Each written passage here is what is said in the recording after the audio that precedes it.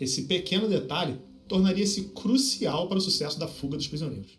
Fala galera, antes de começar esse vídeo, deixa seu like, se inscreve no canal, vamos chegar a 1000 inscritos. Se quiser trocar uma ideia ao vivo com nós aqui, com a galera aqui da live, tá lotado, chega mais, o link vai estar na descrição. Bora, porque o vídeo vai começar absurdamente. Panam, pampana, esse mesmo então. Fechou. Tá gravando, tá? Valeu galera, vamos lá. Galera aqui da live votou. Vamos ver aqui o vídeo. Reagelson ao caso da fuga de Alcatraz. Arquivos obscuros. Deixa o like. Se inscreve no canal. Eu já vi vídeo desse cara aqui. Muito bons os vídeos dele. Vamos lá. Não conheço esse caso. Eu vou cobrir os eventos, as pistas Vou colocar o e óculos as teorias. Para as luzes. Ligado? Luz na cara. De um dos casos de fuga de prisão mais famosos de todos os tempos, a fuga de Alcatraz. Se você... Cara, eu acho muito brilhante cara que foge de prisões. Porque o cara tem que ter um planejamento, mas se bem que lá dentro eles não estão fazendo nada, eles só estão pensando nisso. É um fã de relatos de crimes reais, eventos sobrenaturais, mistérios e histórias inexplicáveis. Não deixe de se inscrever no canal e ativar o sino. Já inscrevi, já dei Sejam like. todos muito bem-vindos. Obrigado. Eu sou o Rafa e esse é o Arquivo Obscuro. Vambora. Inicialmente construída como uma base militar, a ilha de Alcatraz... A prisão é isso? Não é possível. O cara teve que nadar daqui lá, velho. Alcatraz tornou-se uma prisão de segurança máxima em 1934. Rapidamente, a prisão ganhou o apelido de A Rocha, dado o fato de que a prisão está localizada numa ilha de 9 hectares, a uma distância de cerca de 2 quilômetros da cidade de São Francisco, 2 com a quilômetros temperatura da água duro, viu? entre 8 a 12 graus Celsius o ano inteiro. Duro. Por conta desses Duro de fatos, nadar. a prisão recebeu a reputação de ser a prova de fuga. Com o tempo, naturalmente, a prisão começou a deteriorar-se, e dado o fato do difícil acesso à mesma, a verba para os reparos tornou-se escassa. Esse pequeno detalhe tornaria-se crucial para o sucesso da fuga dos prisioneiros. O time que tramou a fuga da prisão consistia de os irmãos John William Anglin e Clarence Anglin, ambos com pouco mais de 30 anos na data da fuga. Os irmãos estavam cumprindo pena por roubarem um banco juntos. Em seguida, nós temos Frank Morris, também com seus 30 e poucos anos. Frank foi abandonado quando criança, passou por lares adotivos. 3 caras conseguiu fugir da prisão. Os quais todos segurança máxima, pelo jeito. Cumpriu penas aqui e ali em instituições prisionais desde os 13 anos de idade. Tá maluco. Ele também estava em Alcatraz por roubar um banco. Um fato curioso é que Frank foi classificado nos 2% mais inteligentes da população geral, em um teste de QI onde exibiu uma incrível pontuação de 133 pontos. O membro final do time era Allen West, com 33 anos na época da fuga. Allen cumpriu sua primeira pena aos 14 anos e desde então passou por diversas prisões federais. A teoria geral aceita é que Allen conversou com Frank sobre um plano de fuga. O cara que fugir daí pode participar de competição. É, meu querido, o cara que fugiu daí...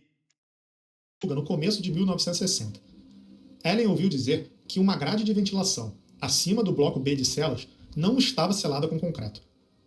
Se isso fosse realmente verdade, esta poderia ser a rota de saída deles de dentro para o telhado da prisão.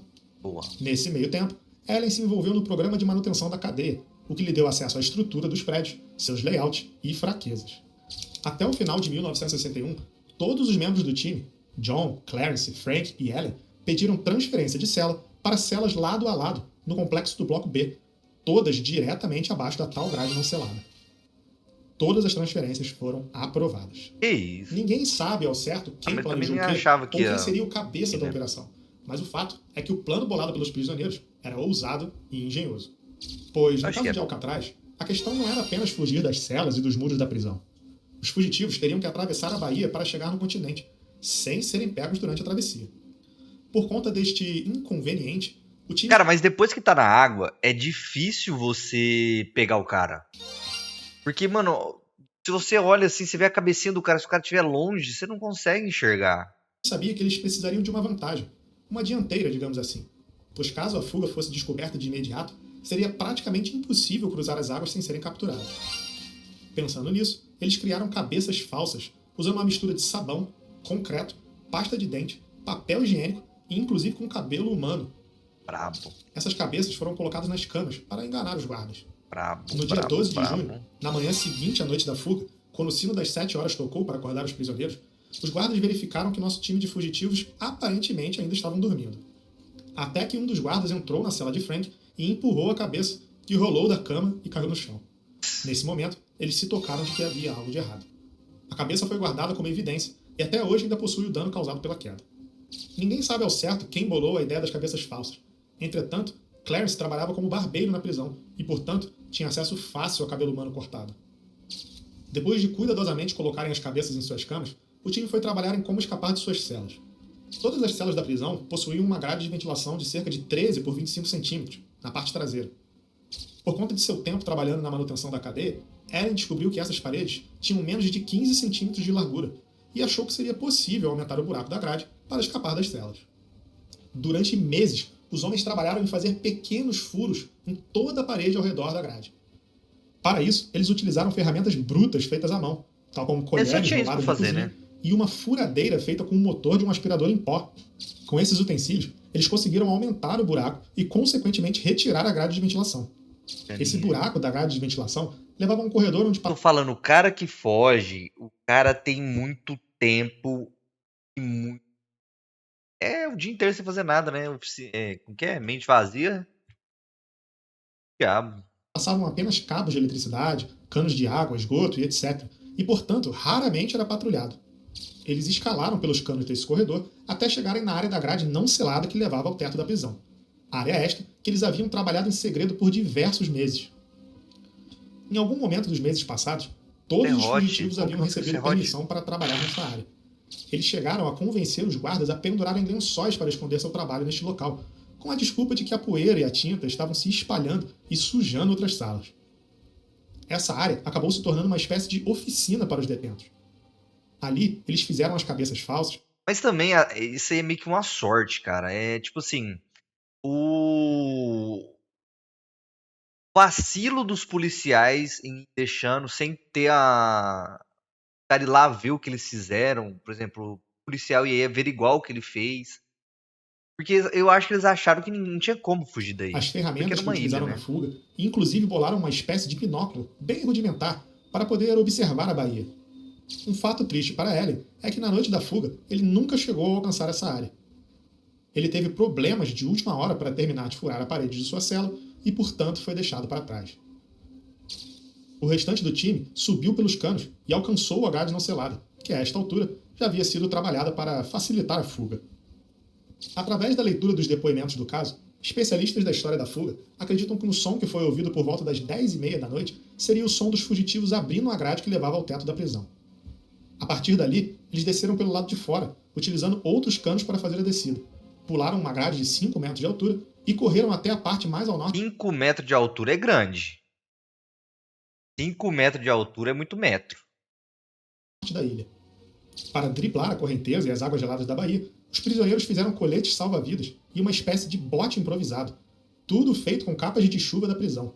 Isso não foi a nado? Para poder construir os coletes e o bote, eles precisaram de mais de 50 capas de chuva, que eles coletaram ao longo de vários meses.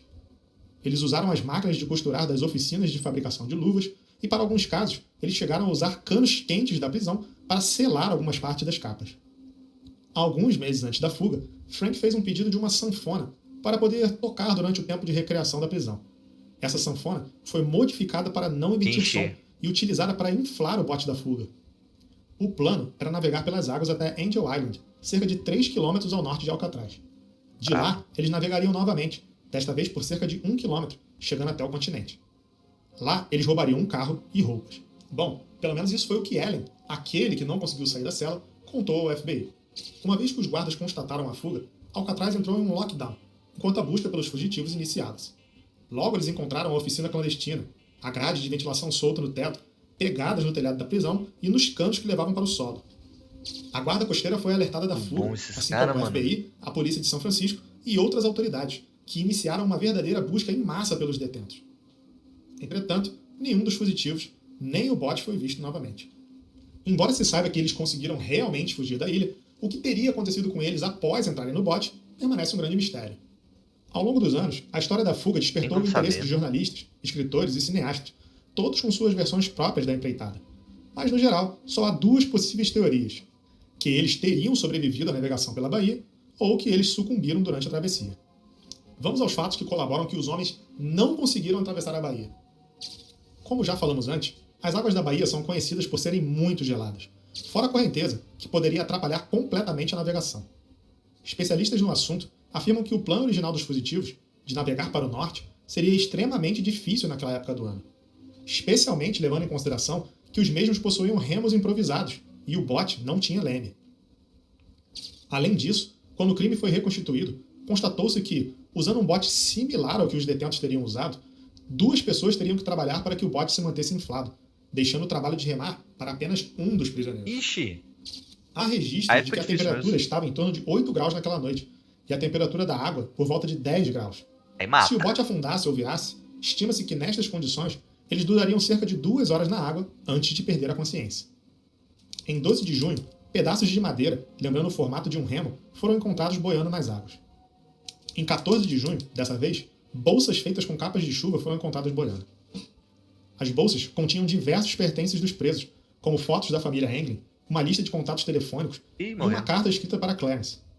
Muitos dizem que esta é uma grande evidência de que a fuga não teria dado certo, visto que eles não descartariam à toa tais pertences. Em 15 de junho, as autoridades encontraram um dos coletes salva-vidas nas águas, e em 22 de junho, um segundo colete. Tirando isso, estima-se que os 3 fugiram com pouco ou nenhum dinheiro. O fato de nenhum roubo ou assalto ter sido ligado... Como que eles iam ter dinheiro dentro da cadeia? Se bem que dentro da cadeia entra tudo. Mas como que eles iam ter dinheiro lá dentro da cadeia e conseguir fugir? A Frank ou os irmãos fortalece o argumento de que eles teriam de fato afundado nas águas da Baía. O FBI sustenta até os dias de hoje que absolutamente nenhuma evidência de que eles teriam conseguido fazer a travessia foi encontrada. Cerca de 6 semanas após a fuga, um navio cargueiro que passava avistou um corpo boiando próximo à ponte Golden Gate. Entretanto, o navio só reportou o avistamento do corpo meses depois, quando o mesmo retornou à cidade de São Francisco. E, portanto, o corpo nunca foi identificado. Agora vamos aos fatos que colaboram que eles conseguiram atravessar a Baía. Todos os anos, na cidade de São Francisco, acontece um triatlon que simula a fuga, nas exatas mesmas águas e na mesma época do ano. De acordo com um especialista chamado Jeff Harp, que trabalhou com o FBI por 20 anos e que compete no triatlon, a imensa maioria dos participantes consegue completar a travessia a nado. Os 3 homens eram jovens e saudáveis e contavam com um bote e colete, embora improvisados. Fora isso, a maioria dos corpos das pessoas afogadas na Baía flutua após alguns dias, e apesar das intensas buscas, o corpo de nenhum dos fugitivos foi encontrado. Embora a reconstituição da fuga tenha apontado que o esforço para manter o bote inflado era imenso, mesmo assim, durante a reconstituição, as autoridades conseguiram chegar bem próximo à ponte Golden Gate, tornando possível completar o resto da travessia a nado, mesmo que o bote afundasse. Há ainda de contar que os fugitivos contavam com a adrenalina da fuga e a vontade de sobreviver. David Widner, sobrinho dos irmãos Anglin, contou que seu tio, Robert Anglin, irmão mais velho dos Anglins, contou às suas irmãs, em seu leito de morte, que elas não precisavam se preocupar com John e Clarence, que ele havia falado com os dois e que eles estavam bem. Que isso? Então saiu mesmo. David também disse que sua avó recebia flores e... Por que o cara, o Henry, ia falar isso? Viu? Cartões com a assinatura dos irmãos em seu aniversário. Diversos membros da família Anglin testemunharam a aparição de mulheres desconhecidas nos funerais da família, que nunca se aproximavam e usavam um véu denso, insinuando que tais mulheres seriam na verdade os irmãos Anglin disfarçados, vindo prestar suas homenagens. Em 2015, um programa de TV disse que uma foto, tirada 34 anos depois da fuga, aqui no Brasil, mostrava os irmãos bem e vivos. A foto veio de Fred Breeze, um amigo de infância dos irmãos, que eventualmente resolveu entregar a foto à família Anglin. As autoridades investigaram essa pista e concluíram que, embora a família tenha reconhecido os irmãos, era impossível determinar a identidade das pessoas da foto, dada a idade da fotografia e o fato dos homens estarem usando óculos escuros. Allen West, aquele parceiro deixado para trás, colaborou com as autoridades durante as buscas e terminou de cumprir sua pena em 3 prisões diferentes depois de Alcatraz. Que isso? Ele foi solto em 1967, mas permaneceu em liberdade por apenas 1 ano, pois foi preso novamente por furto e assalto à mão armada. Cara, é muito difícil o cara que, nos Estados Unidos que é preso não ser preso de novo. É muito difícil. Ele sai sem ajuda nenhuma. O cara que é preso lá é visto mal pelos caras que vão contratar. Eles não têm uma reabilitação, né? Na de sociedade. Alcatraz fechou as portas em 1963, menos de um ano após a fuga, e o FBI resolveu fechar o caso em 1979, mais de 15 anos após o início das investigações. A única verdade que temos é que o plano ousado de Frank, John e Clarence continua a despertar a curiosidade das pessoas ao redor de todo o mundo. Mas o que eu realmente quero saber é qual é a sua conclusão para o caso. Você acha que os prisioneiros conseguiram escapar e viver em liberdade? Cara, Ou não acredita sei. que eles pereceram nas Eu fiquei águas na frias dúvida da Baía aqui. de São Fiquei na Francisco? dúvida aqui. Deixa aí nos comentários a sua conclusão para esse caso que continua Fiquei até na hoje dúvida, fiquei na sem dúvida. solução. Fiquei na dúvida. Aqui eu fiquei na dúvida. Aqui eu fiquei na dúvida. Realmente, eu já deixei o like. 2 anos já. Que